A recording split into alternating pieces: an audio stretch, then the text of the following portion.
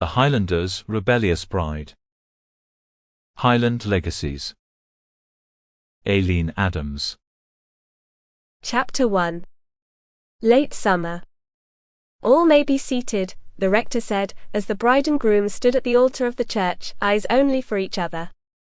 Rowan Campbell was sitting in the second pew from the front, and was trying rather unsuccessfully to reconfigure her dress in such a way that it was no longer sucking the very breath from her lungs. But try as she might, no matter how she wiggled, she couldn't fix it. If anything, her fidgeting was only making her corset dig even more deeply into her ribs. How do women wear these, day in and day out, she wondered, wishing she were back in her normal outfit of a wool skirt, shirt and cassoquin. It was perfect for roaming the forest and braes, allowing her to move freely, unlike the constricting bit of frippery she had on now. "Stop moving," her best friend Blair McManus whispered to her. "You'll attract attention." Rowan looked over and saw that Blair seemed far more comfortable than she in her finery, but then, that was often the case. Blair was the calm to Rowan's storm, and had always been so ever since they first became friends as children. Blair had her mother's quiet temperament.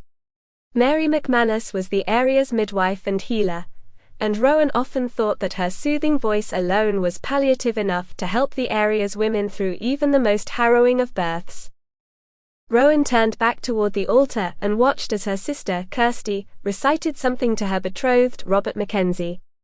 He was led to a large castle to the far north, and Kirsty would be traveling with him the next day to her new home. Rowan's father, Laird Fergus Campbell, had arranged the marriage, but in the time that Laird Robert had been travelling to Castle Moorcoil to negotiate the terms of the marriage, Kirsty had fallen in love with him, or so she professed to anyone who would listen. Rowan was not among those people, of course. She had no time for love or marriage, or for those who spent their days obsessing over it. But she does look happy, Rowan reminded herself, as her sister's face erupted into a beatific smile. Laird Robert's lips began to move, reciting the words that would bind them to each other forever. "Laird Robert's brother is quite handsome, is he nay? And I hear he is unmarried," Blair muttered to Rowan some time later, when the two were seated at one of the many tables in the castle's banquet hall, surrounded on all sides by revellers celebrating the union. Laird Robert's family, including his brother Stuart, had travelled down with him to attend the wedding. Rowan looked over to where Stuart Mackenzie was seated at a nearby table, making one of the village girls laugh prettily. His thick brown hair was tossed carelessly over one eye, and his smile was devilishly charming. "He looks like a scoundrel to me." Sample complete. Ready to continue?